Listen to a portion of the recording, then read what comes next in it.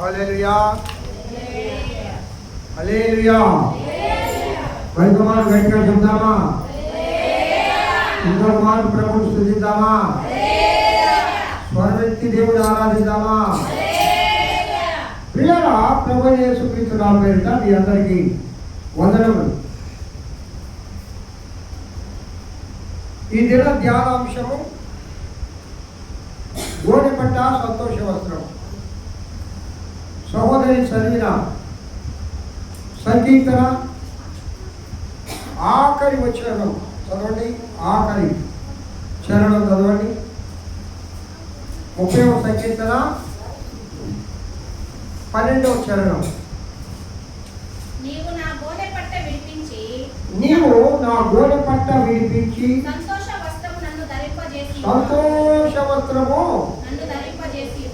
నన్ను ధరింపజేసి ఉన్నావు. యెహోవా నా దేవా, నీకు నేను నిత్యము నిన్ను స్తుతించెదను. అందరూ కలిసి నాతో కలిసి ఈ మాట వరకండి. గోనెపట్ట విడిపించి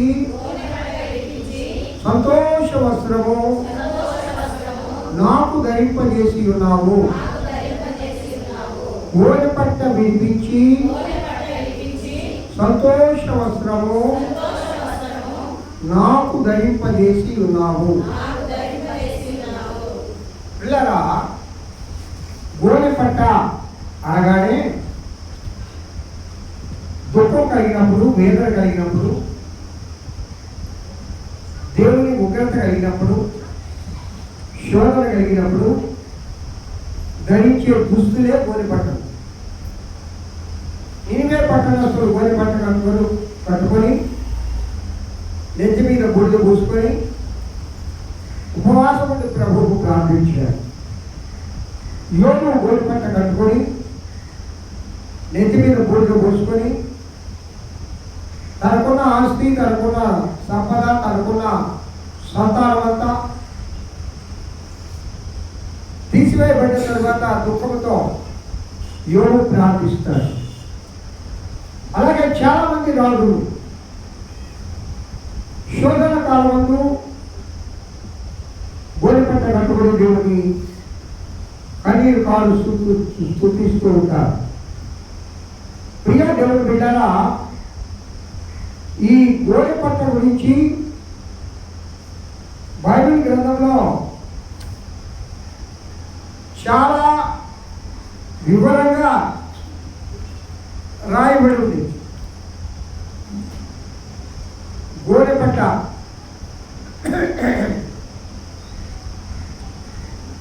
పిల్లరా, ఆదికాండం 37వ అధ్యాయం 34వ వచనం ఒక్కసారి అది చదువుతాను, మిగతాయని మీకు చెప్తాను, రాసుకోండి, ఇంటి దగ్గర చదవండి.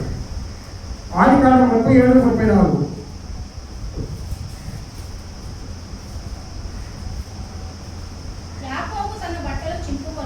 యాకోబు తన బట్టలు చింపుకొని తన నడుమున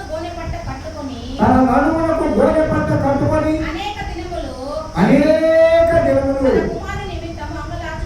తన కుమారుని నిమిత్తము అంగలార్చుచు ఉండగా అతని కుమార్తెలందరూ అతనిని ఓదార్చుటకు యత్నము చేసిరి. అయితే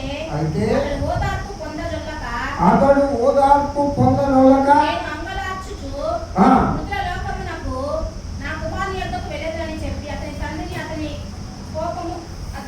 కోసము ఏడ్చెను. హల్లెలూయా. ఎవరి నిమిత్తం ఏడుస్తున్నాడు యాకోబు ఇక్కడ? ఎవరు ఆయన కుమారుని పేరు చెప్పు? యోసేపు. ఎక్కువగా ప్రేమిస్తాడు యాకోబు యోసేపుని. దావీదు ఎక్కువగా ఏ కుమారుడిని ప్రేమిస్తాడు? అబ్షాలోముని ప్రేమిస్తాడు. ఒక్కొక్కరు ఒక్కొక్కటి ప్రేమిస్తారు. మీరు కూడా మీ కుమారుడు ఉంటే ఒకడంటే బాగా ఇష్టం, అది మనసులో ఉంటుంది, బయట మాట కానీ తల్లిదండ్రులు ఎవరైనా. అలాగనే యాకోబు యోసేపు నిమిత్తము తన బట్టలు చింపుకొని గోనెపట్ట కట్టుకొని ఎన్ని దినాలను రాసిందాం అక్కడ? అనేక జన్మలు. ఎన్ని దినాలను రాస్తుంది? అంటే ఎన్ని దినాలు ఏడుస్తున్నాడు? యోసేపు అంటే అంత వలమాలిన ప్రేమ. ఎందుకు యోసేపు అంటే ప్రేమ చెప్పండి నాకు. ఒక రహస్యం ఉంది అక్కడ. యోసేపు అంటే ఎందుకు ఆ ప్రేమ? ఒక రహస్యం ఉంది.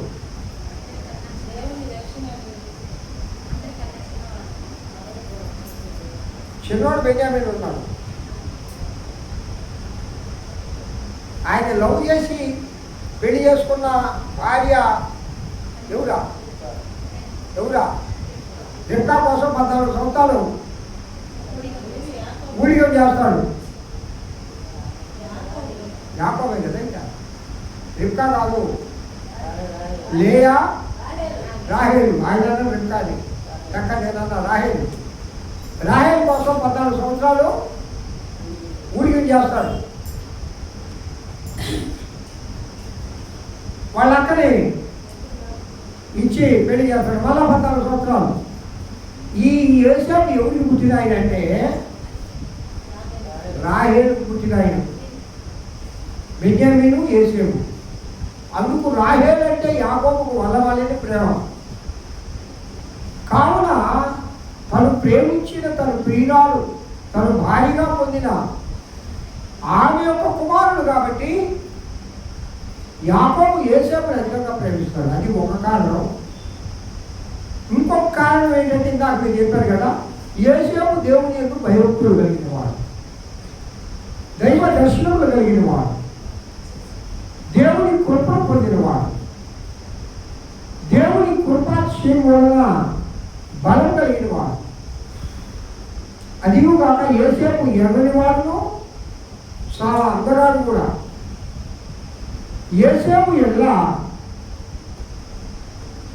వలమాలిన ప్రేమ చూపించే యాకోబు యోసేపు కనబడకపోయేలేక యోసేపు అడవిలో వెళ్ళి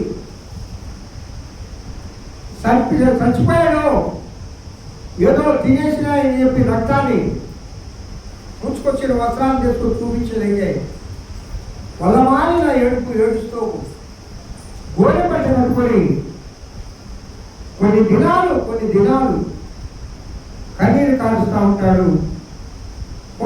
కుమార్తెలు ఓదార్చుకుంటూ ఉంటాడు, ఓదార్పు పొందకుండా ఉన్నాడు అని రాయబడింది. కాబట్టి ఇక్కడ గోని పట్ట అనగానే దేనికి సూచనమా? దుఃఖానికి సూచన. హల్లెలూయా, హల్లెలూయా. అలాగే 2వ సమూయేలు గ్రంథము 3:31 ఒకసారి చదువుతాను. కొంచెంగా నేను జ్ఞాపకం చేసుకుంటూ వెళ్ళిపోతాను. 2వ సమూయేలు గ్రంథము 3:31.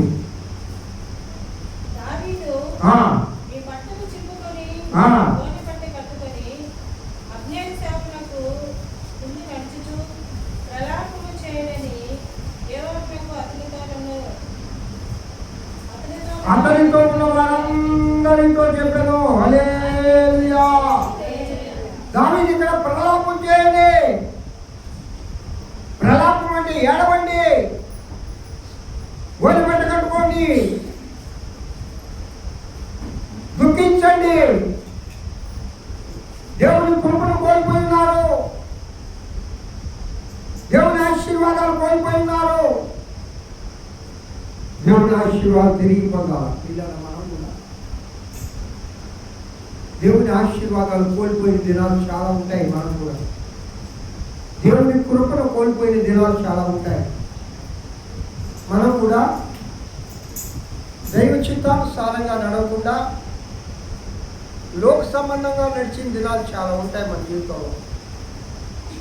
అప్పుడు మనం వాటిని జ్ఞాపకం చేసుకొని మనం అంగలార్చాలి, దుఃఖించాలి, కన్నీరు కార్చాలి. విరిగి నలిగిన మనసు దేవునికి ఇష్టమైన బలి. దేవునికి ఇష్టమైంది విరిగి నలిగిన మనస్సు కలిగి దేవునికి ఇష్టమైన వారుగా మనం జీవిస్తూ దేవుని యొక్క భయభక్తులు కలిగి మనం ఉండాలి. గోడి పట్ట అంటే దుఃఖానికి చూసిన దుఃఖించు వాళ్ళు ధనియులు, వాళ్ళు ఎప్పుడు సంతోషిస్తారు. నువ్వు దుఃఖముఖం కలిగి ఉన్నావా? నువ్వు కన్నీరు కాల్చుతున్నావు అమ్మా. ఒక మాట చెప్పనా, తన కన్నీళ్ళు తాను తుడుచుకుంటూ వచ్చిన వాడు, జీవించిన వాడు లోకంలో అంట చాలా ఎత్తైన స్థానానికి పోతాడంట. అంటే దాని అర్థం ఏంటో చెప్పనా, తన కన్నీళ్ళు తాను తుడుచుకుంటూ ఎదిగిన వాడు లోకంలో అత్యున్నతమైన స్థానానికి పోతాడు. అర్థం ఏంటంటే తనకు దుఃఖం కలిగినా, బాధ కలిగినా, కష్టం కలిగినా దాన్ని భరిస్తూ తన లక్ష్యం కోసం పరిగెత్తేవాడు అత్యధిక స్థానానికి పోతాడు. అల్లు చెప్పడం ఒకసారి. ఈయన ఏడుస్తూ ఉంటే ఏడేవాళ్ళు కన్నీరు తుడిచి ఈయన ఆయన్ని ఓదార్చేవాళ్ళు ఎక్కువ మంది ఉండి, అమ్మ కింద పెడితే కాకెత్తిపోతాయి, పైకెత్తితే గద్దెత్తుకుపోద్దని అల్లారు ముద్దుగా వేస్తుంటారు చూడు పిల్లలు. వాళ్ళు అల్లారు ముద్దుగానే అట్టే ఉంటారు. అలా కాదు, అలా పెంచగా కొన్ని బిడ్డల్ని ఇసిరేస్తే తిరిగి రావాలా. ధైర్యంగా పెంచండి. కష్టం వచ్చిందా, ఎందుకు అడుగుతున్నావు, లేడు. బాధ వచ్చిందా, పడు. వేదన వచ్చిందా, ఆకలైందా, కానీ ఇంకా చాలా ఉన్నాయి నీ ముందు. ధైర్యం నింపండి బిడ్డల మీద. అవుయేమో పోయేమో ముందు ఏం కోసం అమ్మో అలా పెంచనే వద్దు పిల్లరా. మీరు ఒకవేళ బిడ్డలు తోడుగా లేకపోతే వాడు ధైర్యంగా బ్రతకాల. చప్పట్లు కొడుతూ దేవుడు భయపడతాడు. నువ్వు లేకపోయినా నీ బిడ్డ ధైర్యంగా బ్రతకాలంటే తన కన్నీరు తానే చూసుకునేటట్లుగా ఉండాలా. తన దుఃఖాన్ని తానే దిగమింగుకోవాలి. తనే పైకొచ్చి బోల్డ్ హృదయం కలిగి ఉండాలా. బోల్డ్ మైండ్ కలిగి ఉండాలా. కష్టం వచ్చినా, నష్టం వచ్చినా, శోధన వచ్చినా ఎదుర్కొనే స్థైర్యాన్ని మీ బిడ్డలకు మీరు ఇవ్వండి. తిరిగి వాడుగా పెంచవద్దు. హల్లెలూయా చెప్పండి. హల్లెలూయా. అంటే జ్వరం వస్తుంది రానియండి, పోదా. కాలికి దెబ్బ తగిలింది మానిపోదా. నీకు దెబ్బ తగిలినట్టు కూర్చొని ఎడుస్తూ ఉందంటే ఆమె కొంచెం గోము పడుతుంది కదా, ఆయన కొంచెం గోము పడతాడు. అలా ముట్టుగా పెట్టుకోవడం నా కొడుకుని అంటున్నా బాబా. చివరికి ఆయన ఏం చేస్తాడమ్మా, రాజమ్మ కొడుకులు నమ్మగా కూతురు నమ్ము నాయన నమ్మకూడదురా మిమ్మల్ని. నెత్తి మీద కొట్టేసిపోతారా మీద. కూతురున్న అమ్మ నాన్నని అప్పుడప్పుడు కొంచెం దయగలుగుంటాను. నేను చూస్తున్నా నా జీవితంలో చాలామందిని చూస్తా ఉన్నా. ఒక మోట సాగుతుంది. కూతురు కలిగిన ఒక కూతురు ఏమంటా చూడు. నిజంగా అన్నమాట చాలా సత్యం అమ్మా. అంటే తల్లికి కూతురు అంత ఆదరణ. హల్లెలూయా చెప్పండి. హల్లెలూయా.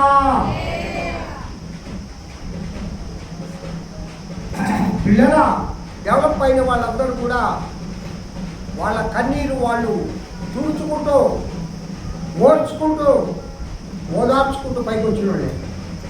ఎవరైనా చూడండి చరిత్రలో, ఎవరైనా అంబేద్కర్ ఉన్నారండి. అంబేద్కర్ చదివిన చదువులు ఎవరు చదవాల, ఆయన డబ్బుని కాదు.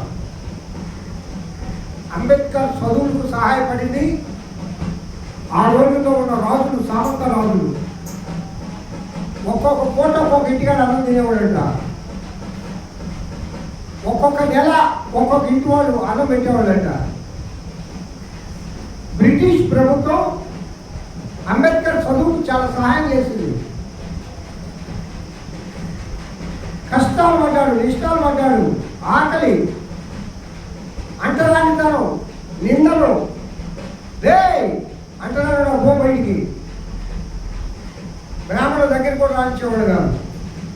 ఒక కసి వచ్చింది మనసులో, ఒక బాధ వచ్చింది. నిద్రలేని రాత్రులు, కన్నీరు కార్చే రాత్రులు ఎన్నో గడిపాడు. అయినా భయపడ్డా, ధైర్యంగా ముందుకు పోయాడు. ప్రపంచ మేధావి ఈరోజు. అల్లెలు చెప్పండి ఒకసారి. మీకు సంగతి తెలుసా, అమెరికా సంయుక్త రాష్ట్రాల్లో అంబేద్కర్ బొమ్మ ఉంది. వైట్ హౌస్లో అమ్మా, అమెరికాలో వైట్ హౌస్ అని ఉంది. అది అమెరికా ప్రెసిడెంట్ ఎవరవుతారో వాళ్ళు ఉంటారు. వైట్ హౌస్ ముందు అంబేద్కర్ శిలా విగ్రహాన్ని పెట్టారంటే ఎంత గ్రేట్ అండి. మన ఇండియన్స్లో పెట్టుకోవడం అది సహజమే. అంటే అంత గొప్ప మేధావి. ఎలా మేధావి అయ్యాడమ్మా? కష్టాలు ఓర్చుకున్నాడమ్మా. ఓర్చుకోండి. హలో చెప్పండి ఒకసారి. బాధలు రాకుండా ఊరుకోండు అమ్మా, శోధనలు రాకుండా ఊరుకోండు, వ్యాధులు రాకుండా ఊరుకోండు. కానీ రాత్రికి వెళ్ళి పగులు ఏ విధంగా వచ్చునో ఆ విధంగానే నీ దుఃఖ దినములు పరిసమాప్తములగును గాక. హల్లెలూయా. నీ గోరి పట్ట విడిపించి సంతోష వస్త్రము దేవుడు ఈ దినము మీ జీవితంలో దయచేయుగాక. ఏ విషయంలో గోరి పట్ట కలిగి ఉన్నావో, అంటే ఏ విషయంలో నువ్వు దుఃఖిస్తూ ఉన్నావో, నీ భర్తను బట్టా, నీ భార్యను బట్టా, నీ కన్న బిడ్డలను బట్టా, నీ అనారోగ్యాన్ని బట్టా, నీ ఆర్థిక పరిస్థితిని బట్టా, ఒక్కొక్కరికి ఒక్కొక్క గోరి పట్ట ఉంది. గోరి పట్ట అంటే దుఃఖం. ఇది దేవుడు సంతోషవస్త్రంగా మార్చబోతున్నాడు. తప్పండి వద్దు. దేవుడు సంతోషవస్త్రంగా మార్చబోతున్నాడు. పిల్లలా, నిరీక్షణ ఉంచండి, విశ్వాసం ఉంచండి. విశ్వాసం ఉంచితే నువ్వు ఏదైనా పొందగలవు. విశ్వసించి చూడు, విజయము నీ యొక్క సంకేతం అవుతుంది అంటాడు భక్తుడు. జయ సంకేతమా. జయ సంకేతం దేవుడు. జయ సంకేతం ఎందుకండి? నిరాశ ఎందుకు జీవితంలో? కష్టాలలో నుండి పైకి వచ్చిన వాళ్ళే మహాత్ములుగా లోకంలో ఈ దినం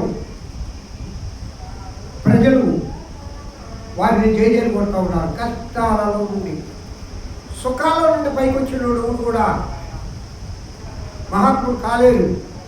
గాంధీ మహాత్ముడు జీవితం తీసుకోండి, డాక్టర్ బిఆర్ అంబేద్కర్ జీవితం తీసుకోండి, అబ్దుల్ కలాం గారు మీకు తెలుసు కదా, ఏమా ప్రపంచ మేధావి, ఇస్రో శాస్త్రవేత్త. ఈరోజు మన నెల్లూరు జిల్లాలో ఆ ర్యాకెట్ కేంద్రం సూళ్ళూరుపేటలో నిలయమైందంటే అబ్దుల్ కలాం గారి పుణ్యం. ఆయన అక్కడ కూడా ఇస్రో చైర్మన్గా పనిచేశాడు. చిన్నప్పుడు అబ్దుల్ కలాం గారు ఏం చేసేవాడు చెప్పండి? ఇంటికి ఉదయాన్నే పేపర్ వేస్తాడు చూడు అబ్బాయి, ఏమా పేపర్ వేసేవాడంట. ఆహారం లేక పేదవాడు వాళ్ళ అమ్మ నాన్న ముస్లిమ్స్ ఇంటింటికి వెళ్ళి పేపర్ వేసుకొని కష్టపడి చదివి ప్రపంచ మేధావయ్యాడు, మన రాష్ట్రపతి అయ్యాడు. తప్పటి ముందు దేవుడు అయ్యాడు. ఎందుకు మీకు నేను చెప్తున్నానంటే పిల్లరా, మీరు ఎందుకు జ్ఞాపకం చేస్తున్నానంటే ఇక్కడ దేవుడు వాడుతున్న మాట అదే. గోడె పట్ట విడిపించి సంతోషవస్త్రము. నీకుండే ఎలాంటి దుఃఖమైనా, ఏ గోడె పట్ల అయినా పర్వాలేదు, అది నువ్వు అనుకోవచ్చు, ఇక అది నా వల్ల కాదు, ఈ దుఃఖాన్ని మానిపోయేవారు ఎవరు లేరు, నాకు సహాయం చేసేవాళ్ళు ఎవరు లేరు, నా పరిస్థితి ఇంతే అని నువ్వు దుఃఖిస్తూ ఉన్నావా, బాధపడుతున్నావా, కన్నీరు కారుస్తూ ఉన్నావా? నీ పరిస్థితులను, నీ గోరి పట్లను సంతోషవంతంగా దేవుడు మార్చుగాక. హల్లెలూయా, హల్లెలూయా. పిల్లల 2వ రాజుల గ్రంథము 6వ అధ్యాయం 30వ వచనం చదువుతుంది. 2వ రాజుల గ్రంథము 6వ అధ్యాయం 30వ వచనం.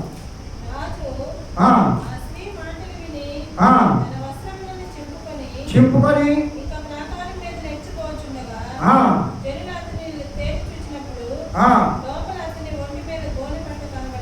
హల్లెలూయా. గోనె పట్ట కట్టుకున్నాడు రాజు. ఏమిన్నాడమ్మా ఆయన? ఏమిని గోనె పట్ట కట్టుకున్నాడు? అలిసమా పైతోలు ఏమిని? ఆ బిడ్డలు వంట చేసుకొని తింటివి. అయితే మరునాటి యందు నేను దాన్ని చూసి, నేటి ఆహారమునకు నీ బిడ్డను ఇమ్మని అడిగితేనే గాని అది తన బిడ్డను దాచిపెట్టినని చెప్పాను. హల్లెలూయా. అమ్మ, బిడ్డలు వంట చేసుకొని తింటున్నారు అంటే అర్థమైంది.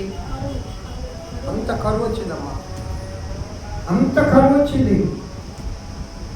ఆ పరిస్థితులు రాజు విని, అయ్యో నా దేశంలో లాస్ట్ కన్నబిడ్డలు తినే జంతువు ఒకటి ఉంది. ఏంటది? జంతువు అనకూడదు దాన్ని, పాము కానీ పీలిన తర్వాత గుడ్లు అవన్నీ కానీ బతికితే ఈ భూమి స్థానం చాలదంట, అన్ని పాములు అయిపోతాయి.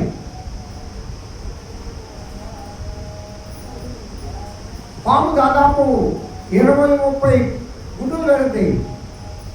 20-30 పిల్లలు పిగిలిన తర్వాత అంటిని తినేస్తుంది. అది ఎవరో తప్పించుకొని, తల్లి దగ్గర నుంచి తప్పించుకొని వెళ్ళిందే బతికేది మనకు కనపడేది. పాము వల్ల తన బిడ్డలకు పాలు ఇదో, తన బిడ్డలు దగ్గరికి తీసుకోదు, తన బిడ్డలకు జోలపాట వాడదు, తన బిడ్డలకు ఆహారం తెచ్చిదు. ఎందుకమ్మా ఆ విధంగా చేసింది? నేను ఆలోచించాను, దేవుడే ఆ శాపం పెట్టుంటాడు. నిజంగా ఆ పాము గారి లాలించి ఆ బిడ్డలన్నింటినీ బతికించుంటే ఈ లోకంలో విషపురుగులు భూమంతా నిండిపోయి ఉండేవి. కాబట్టి దేవుడే ఆ శాపం పెట్టుంటాడు అని నేను అనుకున్నా. నా బుర్రకు తట్టిన ఆలోచన అది. కావున పిల్లరా, ఇక్కడ బిడ్డలు వండుకొని తినే పరిస్థితి ఆ దేశానికి నేను రాజునా, దేవా ఏంటి పరిస్థితి అని ఈ రాజు గోనె పట్ట కట్టుకొని దుఃఖిస్తూ ఉన్నాడు. ప్రియా దేవుని బిడ్డరా, 1వ దినవృత్తాంతములు 21వ అధ్యాయం 16వ వచనం చదువుతానే. 1వ దినవృత్తాంతములు 21వ అధ్యాయం 16వ వచనం. దేవుడు ఒక దూతను పంపెను.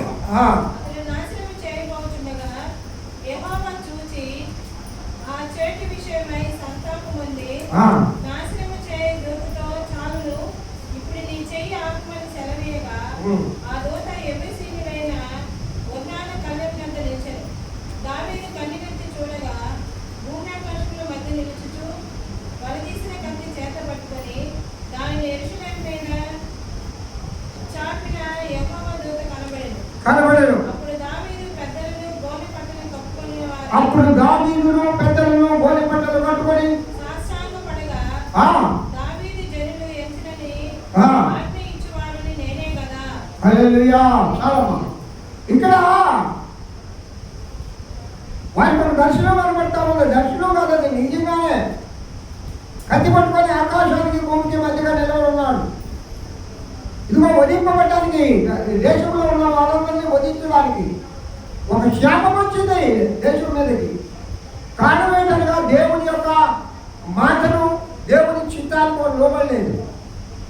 దేవుని వ్యతిరేకిస్తున్నారు, విగ్రహారాధన చేస్తున్నారు. యెజబెలు ప్రాంతాలకు వాళ్ళు లోబడిపోయి ఉన్నారు. యెజబెలు అనే ఒక దెయ్యం వాళ్ళలో పట్టింది. సాతాను వాళ్ళు లోబడిపోయి ఉన్నారు. దేవుని శాపం భూమిపైకి వచ్చింది. ఒకడు కత్తి పట్టుకొని వస్తూ ఉన్నాడు వధించడానికి.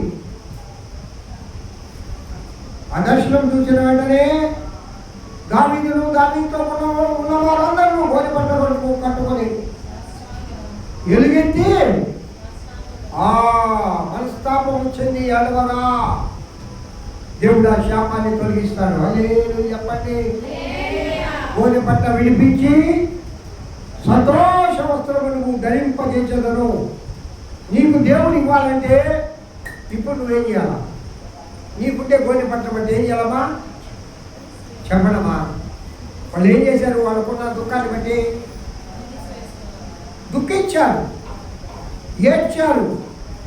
దేవుడు మనసు మార్చుకునేంత వరకు, శాపము ఆశీర్వాదముగా మార్చబడే వరకు వారందరూ కూడా దుఃఖించి శాపమును దుఃఖమును ఆశీర్వాదకరంగా గోనెపట్టను సంతోషవంతంగా మార్చుకున్నారు. హల్లెలూయా.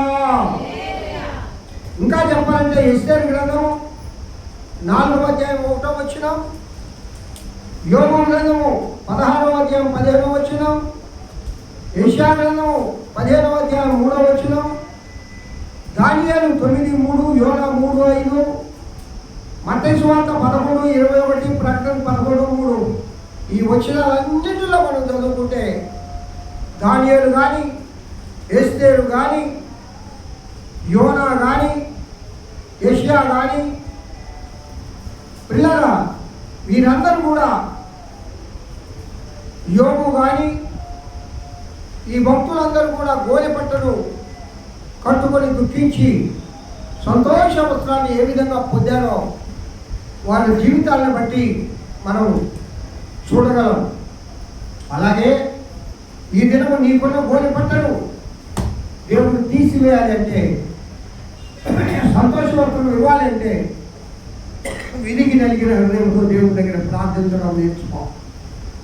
ఏ కోజాములో లేచి, ఏ కోనే లేచి ఒక ఆయుని మొదటిగా దేవుని ముఖ దర్శనానికి. ఈ లోకంలో ఎవరి ముఖాన్ని చూడరాకు. కొందరు పొద్దున లేచి అచేతిని చూసుకోవడం, కొందరు పొద్దున లేచి తనకిష్టమైన కుమార్తె తన కళ్ళకు వచ్చి కళ్ళు దగ్గరికి వచ్చేదాకా ఈ కళ్ళు తెరవడం, మా ఏడలో ఎందుకురా నీ మొహం చూడాలి తల్లా, నాకు ఈరోజు అన్నీ మంచిగా జరుగుతాయా. కొందరు పెళ్ళ మొహం చూస్తారు, కొందరు అమ్మ నీ మొహం చూడాలి. బయటికి పోయేటప్పుడు ఆమె ఎదురు రావాలి ఇంటికి. నేను మా ఇంటి దగ్గర మా పక్కనే ఒక అమ్మ ఉంది, అందగట్టా మా పక్కనే. మా అన్న బయటికి పోయేటప్పుడు ఎప్పుడైనా ఆ అందగత్తి మొహం చూడదే పోయేవాడు కాదు. ఎందుకులేండి ఆ పేరు నేను చెప్పడం నన్ను అనుకోవడం. ఎందుకంటే ఒక్కొక్కరికి ఒక్కొక్క ఆచారం, తప్పని కాదు నేను చెప్పడం. ఈ ఎందుకంటే నిజంగా నువ్వు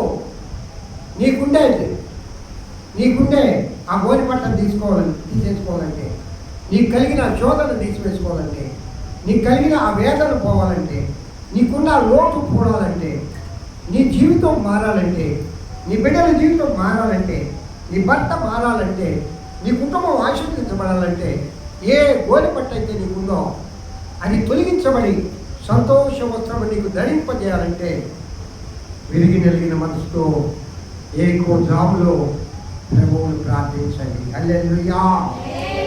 దేవుని దగ్గర ప్రార్థించి సంతోష వస్త్రం పొందిన వారు భక్తులు అనేక మంది వాళ్ళు చూశారు. అలాంటి కృప నా ప్రియుడైన యేసయ్య మనందరికీ దయచేయను గాక. దేవుడి వాక్యం దీవించి ఆశీర్వదించును గాక.